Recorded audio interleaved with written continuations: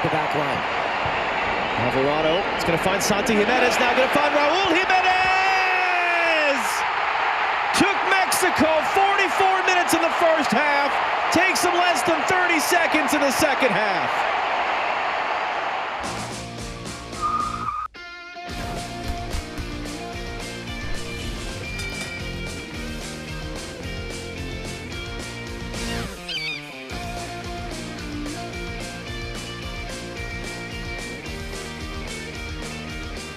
Hello, Sunshine.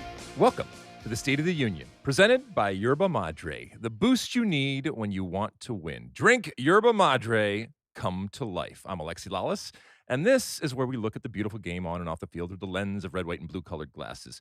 This show is live, as it will be throughout the Gold Cup, following each day of action. We will be recapping day one today, which featured Mexico versus the Dominican Republic, and we'll preview what's coming up on Sunday and after Sunday when the U.S. starts group play versus Trinidad and Tobago. First, joining me as always, my friend, my colleague, my guiding light, David Mosse, a soccer savant and a Fox Soccer researcher and writer extraordinaire. Mosse, how you doing on this Saturday, June 14th in the year 2025? We ride again, my friend. I'm doing well. Another summer of potting with you during a major tournament. We have found when we do these tournaments and we do this consistent day in, day out type of thing that we, number one, we get more people into the State of the Union tent. Number two, people love it because in a tournament, we're here to provide the information that sometimes you can't get because you're, whether it's work or you're traveling around. But a tournament is day after day after day, and I recognize that not everybody is there day after day after day. So these little pods, whether you're listening to them live or whether you're listening to them after the fact, will keep you caught up with all the goings-on and off the field of the Gold Cup. Alex, last night you and I were in Miami. Yes, we were. As part of that show, commemorating the fact that we are 1 year out from the World Cup. And the major development was that after being introduced to his music, you are now a big Shabuzi fan. Oh, who doesn't love Shabuzi? I'm of his 3 albums, I'm a deep cut type of guy, and so I go deep in his catalog. His first album, even though it wasn't, a hit or anything like that, I still think there was incredible quality. And if you had listened to it, you could have seen the artistry, I think, and maybe seen around the corner as to where he was going to go. But yeah, it was a fun time. I was so glad that you were there. We had a great time celebrating a year out. I think we put on a good show for the people down there. I sweat my ass off from start to finish. At one point, I sweat through my suit and my knees were sweating. So it's going to be hot no matter what down there, but it's fun. Miami's a fun place, and we had a really good time down there. Some FIFA legends in the house, huh? Yeah, tell the folks who were there. We had Kaká, Del Piero, Marcelo, all on the set, and then there were some other ones in the green rooms. I saw Risto Stoichkov, Roberto Baggio, obviously President Gianni Infantino. I've interviewed him on stage. So yeah, and then we immediately got on planes this morning. We're coming to you today on Saturday. Flew back and did the Gold Cup. Oh, so I fly back, right? I go right from the airport to my house to just kind of freshen up and turn around before coming into the Gold Cup. And I come in, and there's a new member of the Lalas family.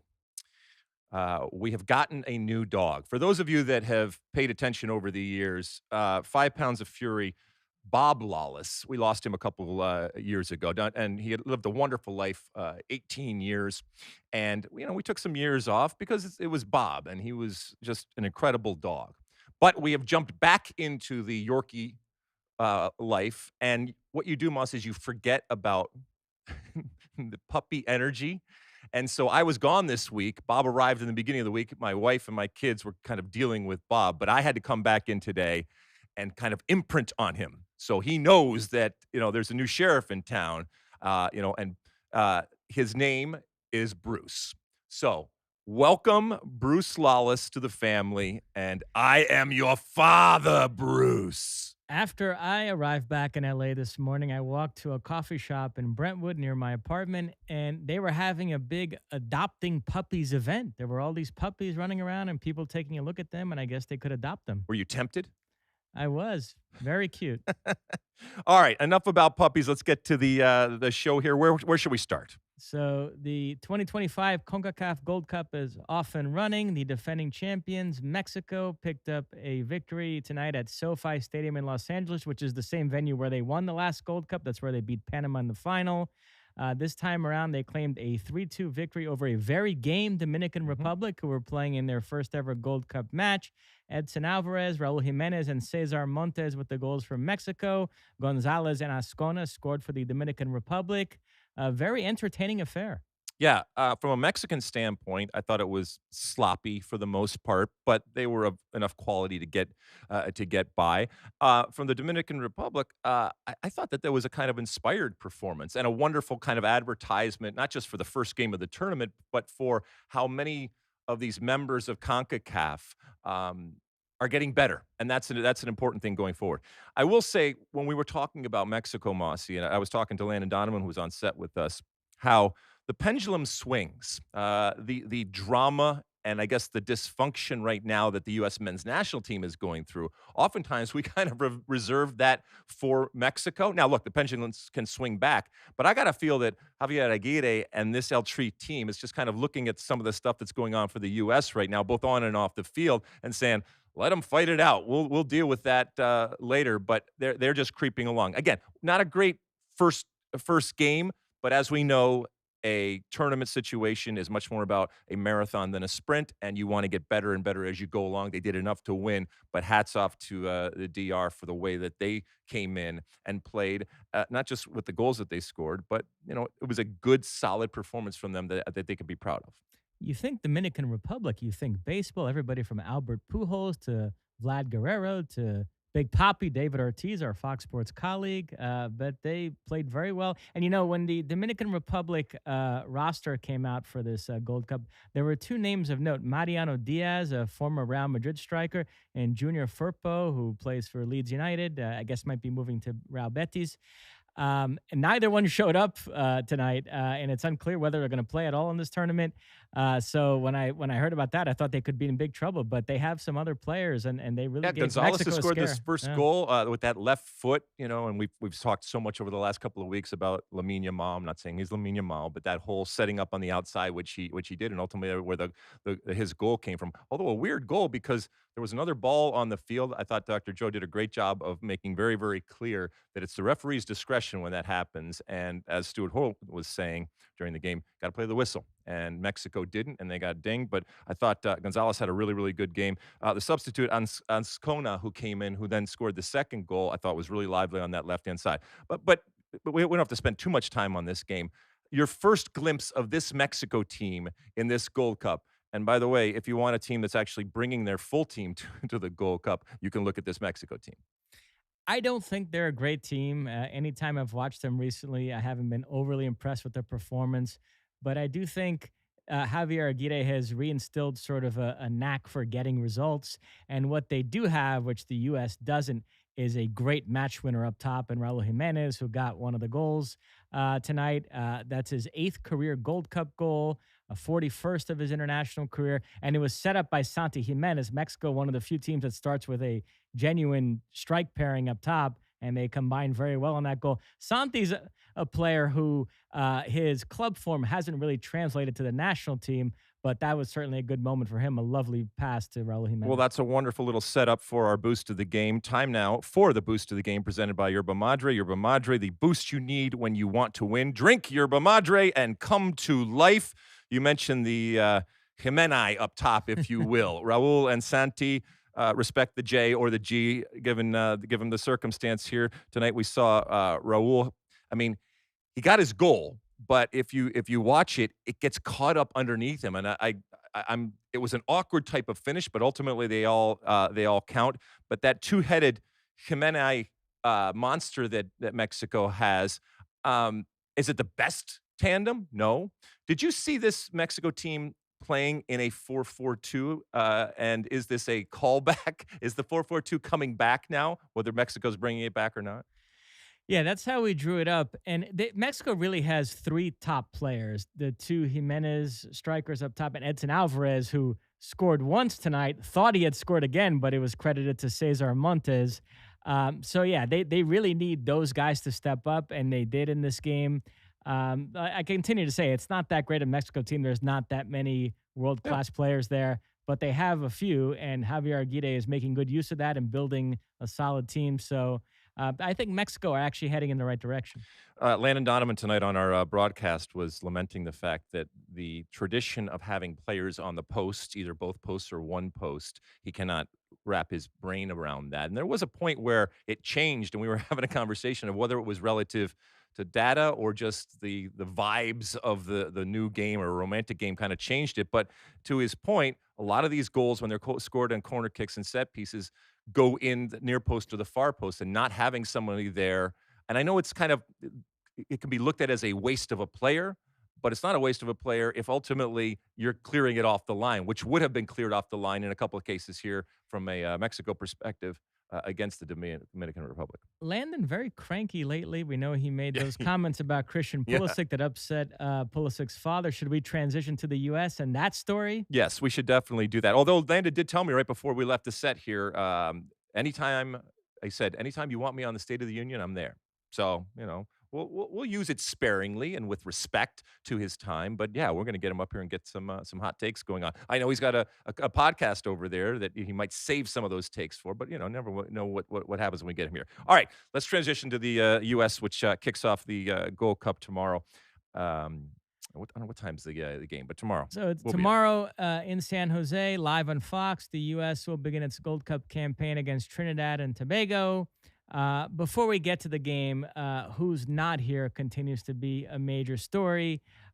Christian Pulisic did an interview with CBS Sports Golazo recently in which he introduced a new piece of information to the equation. He said that he actually suggested to Pochettino that he would be willing to play in those two friendlies against Turkey and Switzerland, and then he would like to sit out the Gold Cup. Pochettino said, no, it's all or nothing this summer. Pochettino was asked about that in the press conference ahead of this match with TNT, and here's what he had to say. He explained why he only wanted to be involved in 2 games and not in the World Cup. And that is very, I respect and I understand him. But I don't need that he understand our decision. When I signed my contract in the federation, I am the head coach.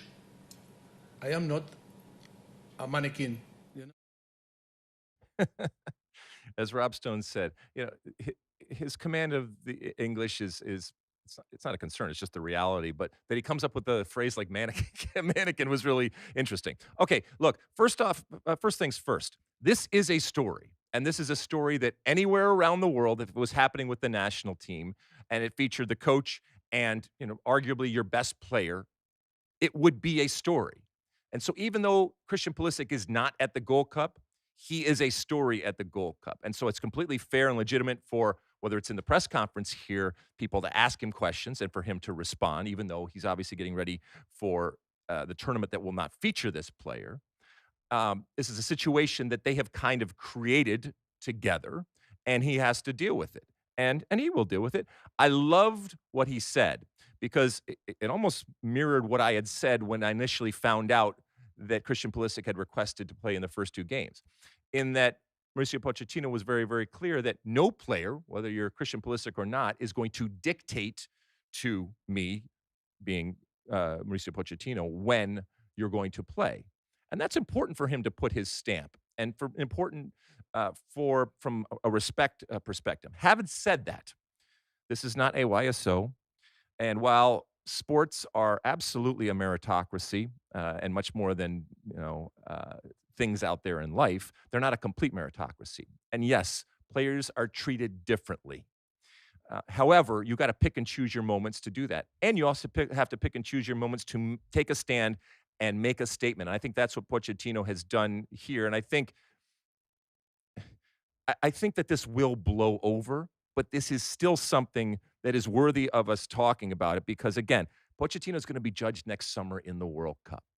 And he has to recognize when he needs to push and when he needs to pull back. And a pragmatic approach in making sure that just because you don't like a decision or just because a player says something that you don't like doesn't mean that you aren't going to need him to win soccer games. And ultimately, You don't have to like your players. You don't have to have a relationship that's positive necessarily with your players. It's beneficial. I mean, you'd like to have that, but it's not necessary. You just have to find a way to win. And if the best way for this U.S. team is to win with Christian Pulisic, then you got to find a way to integrate him, or I guess in this case, integrate him back in despite some of this, I don't want to call it damage, but interesting back and forth that's happened. A couple things. On the day the roster was announced, you and I did a show with Stu Holden, and Pochettino put out a statement that day that made it seem like he was somewhat okay with Christian Pulisic sitting out this summer. We've come to find out that's clearly not true. He's not happy about it. So now the relationship between Pulisic and Pochettino is a story moving forward and something that bears watching. And listen, people may disagree with me on this. I understand why Pochettino didn't like the suggestion coming from Pulisic and having a player try to dictate when he's going to play. But had they been able to arrive at that place in a more collaborative effort, I do think it made some sense to have these guys like Pulisic, Mosse, Jedi play in the two friendlies and then perhaps use the Gold Cup to take a look at other players. It's maybe not ideal, but I actually think it would have been a somewhat palatable compromise, because I continue to say those two games against Turkey and Switzerland, that's the best competition the U.S. will face this summer. And guys like Pulisic and Jedi Robinson have faced Mexico and Canada several times. The something new this summer is facing European opposition of that quality. So I think it would have been interesting to try to field a stronger team in those two friendlies and then maybe use the Gold Cup differently. So I'm actually disappointed that they couldn't arrive at a place where Pochettino was okay doing that. Doesn't that take the pressure, Mosse, and the responsibility off of Mauricio Pochettino and just simply put it to next summer? And basically, you're saying this is all preparation, and we really shouldn't judge it, and we really shouldn't care, because this is all going into my computer that then is going to spit out the 26 players, and then the 11 players are going to play next summer. At what point do you have to judge Pochettino? And I know you have to have, I guess, nuance when you're talking about these things, but if it doesn't matter this summer, then why should we even tune in? Why should we even watch? You're saying as far as the Gold Cup? Yeah. Well, it matters in this conversation about the U.S.'s lack of depth and the need for some new players to emerge. But I think particularly in those two games against Turkey and Switzerland, it would have been more useful to try to put out as strong a team as possible, because I think those two games would have provided a lot of valuable data points as to how well your best players stack up against opposition of that caliber. Yeah. I mean, so for example, if it doesn't go well for the U.S. in this Gold Cup, I mean, we fired, when I say we, I mean the United States Soccer Federation fired Greg Berhalter because it didn't go well in a Copa America. I mean, the bar is much lower when it comes to a Gold Cup, given how good the U.S. has been, given the tradition, given the disparity between other teams. If this doesn't go well, is it just going to be, yeah, but we didn't have those other players? Yeah, but this really wasn't our national team. Because if that's the case, that can be the answer every single time we come on air. Oh, they didn't win this game, or they didn't play well. Yeah, but it's not really our team. And it's either a self-fulfilling prophecy, or it's just an excuse that we can just constantly throw at things here. And I don't want to do that. I don't want to do it for this team this summer. I certainly don't want to do it for the Gold Cup. And I don't want to let Mauricio Pochettino off the hook, because this is of his own making. This is his own decision. Now, I don't think that Mauricio Pochettino, even if it goes completely to hell in a handbasket this summer from a Gold Cup perspective, is in danger of losing his job. But I do think that it would be fair, given what has happened and what happened to Greg Berhalter, and a year before a home World Cup, to talk about that. But to throw away, say, yeah, but this is not really what we're worried about, and we're not talking about anything because it doesn't really matter till next summer. I just think there's going to be a lot of that. Now, one guy who's clearly been paying attention to this U.S. situation, getting a kick out of it because he probably thinks he should be coaching the U.S. team right now and not Pochettino, is Jesse Marsch. Did you see these comments he made? Very cheeky on Jesse's part in talking about Canada's Gold Cup squad. Not one guy called me and said, "Coach, it's been a long year. Maybe I don't come." Not even close to that conversation. Well played, Jesse. I love this so much, but I mean, this also proves that, hell hath no fury like a coach scorned. And Jesse is scorned relative to the national team. Obviously, he did not get the job, but he's doing a great job up in Canada. And, he wears his heart on his sleeve, and I think he's really leaning into the, what do you call it over in wrestling? The heel role, the yeah. heel role. And look, all stories need antagonists and heels and villains, and sometimes you tune in just to watch those types of characters. And I think Jesse recognizes that that's kind of his character to play. But more importantly, Jesse's a smart guy. I think he recognizes that it can help in what he's trying to do with Canada. But just chef's kiss from Jesse Marsch, because he sees and reads absolutely everything that is coming on, regardless of what he says. And we talked a lot about Canada on the pregame show today. Landon said he thinks they're the best team in CONCACAF right now, but Stu said it's kind of time for them to win something to confirm all this recent progress. Do you think there is this pressure on Canada to win this Gold Cup this summer? I mean, I think Stu is right in that he inherited a really good generation and a much better Canadian team than anything that has happened since, gosh, when I was, I guess, watching them in 1986 in the World Cup. But I do think he's also gotten them better. He recognizes the opportunity that's going to come next summer. But yeah, I think he needs to have kind of something to show for it, other than taking shots at the U.S. team in the press. So to hop back to the U.S. game against TNT, Jenny Taft had a report tonight in which she said Tyler Adams and Johnny Cardoso are both doubts for the game. Tyler Adams because of that turf toe, Johnny because of an illness. They're going to be evaluated tomorrow. We did a segment today in which you had to identify some of the players that you think have the most riding on this Gold Cup this summer. You picked an interesting trio. Why don't you take us through that? Yeah, so I thought about this. And so what I tried to do was pick somebody that was kind of brand new, somebody that had been there forever, an OG type of guy, and then somebody that was kind of coming into his prime in the national team. And so, I picked, as the old guy, I picked Matt Turner. And I still think Matt Turner's job to lose, but it is absolutely losable for Matt Turner, given the circumstances. He's not playing from a club perspective and hasn't played for a while in a club perspective. And even when he gets on the field with the national team, as we even saw in the last game, he's making mistakes. And so I think that there is a opening and therefore an opportunity for someone to come along. It's a pity that, what's his name? Zach Steffen has unfortunately been hurt the last couple of times, so I absolutely think that he would have been on the field. So I'm looking to see what Matt Turner looks like given these circumstances that we've talked about, still being given the opportunity in this tournament, and how that looks. Then I picked Diego Luna, the other side of the spectrum, just kind of coming to the fore, grit and passion and obvious skill, but also, blood. I was joking with Rob Stone about Rob Stone loves a bleeder, and this guy has already bled. And that really, not just the bleeding, but the way that he kind of, approaches the game, it's resonated with a lot of people out there. But you can't just be that. And so can he step up his game and kind of cement himself as not necessarily a starter, but someone that can provide a spark and bring in that energy. And then my final one was Chris Richards, who's kind of coming into his prime. Obviously, we've seen what he has done from a club perspective. And if he can translate that to the national team, and that's a big if, then he will continue to win praises. And I'm coming around on Chris Richards. Still not there yet, but I'm coming around. I'm certainly much more bullish than I have been at any time in the past. And maybe that's just a logical evolution of him, and certainly a good Gold Cup, being a leader in a Gold Cup that, because of the caliber of the opponent, I don't think he's going to be tested a lot. But if and when he is, you need him to show up. So those are three guys I think that have a lot to gain and maybe even a lot to lose for this tournament. Yeah, even minus Zach Steffen, I'm still curious to see how much Pochettino is going to rotate the goalkeepers during this tournament to get a look at other guys besides Matt Turner. I'm curious to see who's going to start alongside Richards in the center of defense. You've got Miles Robinson, Mark McKenzie, Tim Ream as options.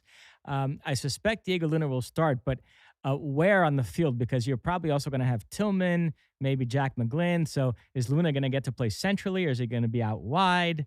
You've also got Brendan Aronson in that mix. If both Tyler and Johnny are out, what does that holding midfield area look like? And then I suspect it'll be Ajiman over Brian White up top, because Brian White, unfortunately, did not show well in those two friendlies. And look, and we've seen time and time again where it doesn't necessarily translate. And I'm not ready to give up on white yet, but you got to make the most of your opportunities when they're there and when you step on the field. Would you like to give a little context here?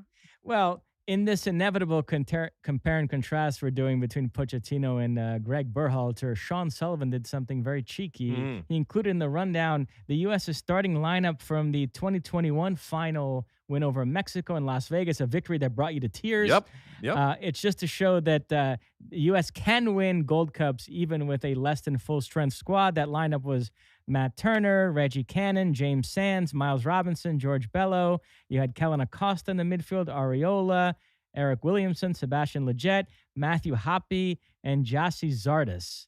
Not exactly 1970 Brazil, and yet there they were holding the trophy at the But end. I do think that it shows that you can rise above and you can be, the collective can do things that even if the individual names, don't set your heart aflutter, things can happen. Yeah, I mean that was a really interesting moment there when they won, and the combination of just coming off of COVID and all that kind of stuff that was going on at the time. It got me in the feels. I don't know if the kids say that, but it affected me emotionally in that moment. U.S. winning something was great, and so the emotion of that, and then you couple it with the time that we were in. That's why I think I reacted in that way. But it also showed that we have in the past gone into this tournament, this Gold Cup, with certainly less than an A team, and they rise to the occasion. Now they can rise to the occasion, and that I think, Mosse, is what we're looking for. So we've talked a whole lot, and tomorrow on the show leading up to the game, we'll talk a whole lot more about what this team is. And notwithstanding, the comments of Pochettino and me talking about letting him off the hook, the opportunity that exists this summer is to not even necessarily right the ship, but at least just kind of edge it in a more positive direction. And uh, cautious optimism. Even if you're just able to do that, I think that is a step in the right direction because, again, there is very little momentum going into next summer. And that's not something that I thought I would say in the summer of 2025. And so it's a tournament. It's a tournament the U.S. has won many, many times before, but they're coming into it with not just that lack of momentum, but the criticism that they have received, the drama and the dysfunction that is going on with Christian Pulisic, and as I've said time and time again, this apathy. And I think they can start to turn that around with a good Gold Cup. And if they don't have a good Gold Cup, then it's only going to be more pressure on Mauricio Pochettino. More people are going to turn and walk away. And that's a problem. That's a problem for the team, and I think it's a problem for the World Cup because at a time when we should be so positive and heading in the right direction doesn't mean we have to win every single game. We're not only not doing that, but in many cases, I think people look at it as though we're heading in the absolute wrong direction. So either get on board or get out, either step up or step aside. And that applies to Mauricio Pochettino. That applies to Christian Pulisic. That applies to absolutely everybody in this team organization on and off the field, all right? They have a responsibility, and they have a responsibility to be better. And if they don't do that, they risk screwing up the World Cup next summer. And we can't afford to do that on or off the field. Now, Rob Stone busted your chops today over the fact that you've never won a Gold Cup. Yes. Landon won it 4 times. Stu won it in 2013. You were runners-up twice. 93, you got drilled at the Azteca in the final, 4-0. Nacho Ambriz scored a Roberto Carlos-esque free kick goal in that one. And then 98, lost 1-0. Luis Hernandez with the goal. I don't think I've ever asked you this. What is the toughest loss of your career? Is that 98 Gold Cup final up there? Yes, it was in the Coliseum, right? Yeah. Yes. But that was also the same tournament that we beat Brazil in. Correct. So there was a yin and the yang type of thing going on there. I will say that the one that we got our ass kicked, I didn't ask Landon, but I got to feel that all of the Gold Cups that they have won have been in the United States. So that's one thing. And then that's one advantage. But to go down to Azteca, and we had played the initial part of the Gold Cup in the United States, but then the final, they took us to Azteca, and obviously we played Mexico, and they kicked our ass. So we didn't win it there. But yeah, that was brutal because Luis Hernandez got me at the near post, and it was the start of some stuff going on between me and then Coach Steve Sampson. So yeah, it was. Yes. So here's the other part. So that's the on-field where it was brutal and we ultimately lost. But my my wife now, she was there. She wasn't my wife at the time, but she was at that game, the Brazil game. And so that weekend or that week when we played Brazil and then we lost to Mexico was also the start of something good and beautiful in my life. So. Wow, very nice. You know, it's kind of surreal. We covered the 2013 Gold Cup, and the U.S. beat Panama in the final. Stu Holden tore his ACL in that game, and that was it. He retired after that. That was one injury too many. And when I think back to, Stu coming to work for us and how close I am to him now, the fact that I covered his last game when that happened, I think about that sometimes. It's kind of crazy. All right. Anything before we go? So, in addition to U.S. Trinidad and Tobago, we have 2 other Gold Cup matches tomorrow. The 2 other teams in the U.S. group, Haiti and Saudi Arabia, will meet. Remember, Qatar in 2021 as an invited guest got all the way to the semifinals. They were very fun to watch that summer. So we'll see if Saudi Arabia can provide similar entertainment. And then we have from Group A, Costa Rica, who are now coached by Miguel Herrera. There's very much kind of a Jesse Marsch dynamic there with him and Mexico, and they're going to square off later in this Gold Cup. Costa Rica faced Suriname, so we're excited about that. We've got a lot going on in the United States this summer. We know the Club World Cup is underway. Inter Miami Al Ahly 0-0 today in Miami. Did you see the scenes? Palmeiras fans taking over Times Square in New York City. It was incredible.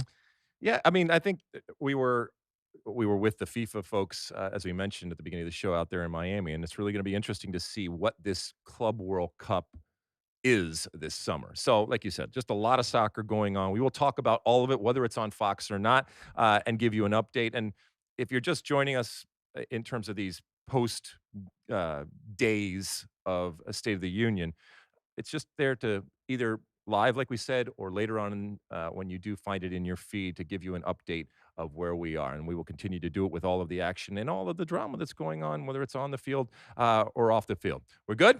We're good. All right, we got to thank Yerba Madre. Oh my goodness, I have yet to have any of this because it's later, and this is an energy drink. Although it's a natural energy drink over there, we want to thank them for everything that they are doing when it comes to the State of the Union, and we'll talk about that as we get on. But each and every day that there are games, Mosse and I will be here also with some guests going forward. So until then, and as always, my friends, size the day.